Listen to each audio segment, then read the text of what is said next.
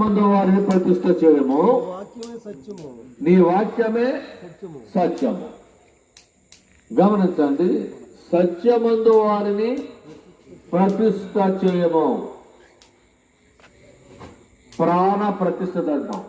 హైందవ సహోదరులు కూడా ఏదైనా మందిరాన్ని కట్టినప్పుడు దానికి ఎవరో గొప్ప స్వాముల్ని పెద్దవారిని తీసుకొచ్చి ప్రాణ ప్రతిష్ఠ చేయిస్తారు.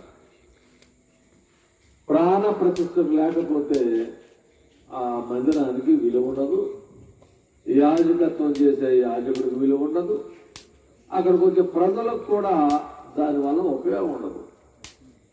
కనుక ప్రభు చెప్పేది ఏంటంటే సత్యమందు వారిని ప్రతిష్ఠ చేయడము. సత్యం అంటే ఏంటి? ఇదో పెద్ద ప్రశ్నే. సత్యం అంటే ఏంటి?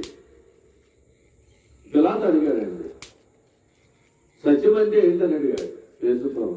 ఏం చెప్పాడు యేసుప్రభు? ఏం చెప్పారు?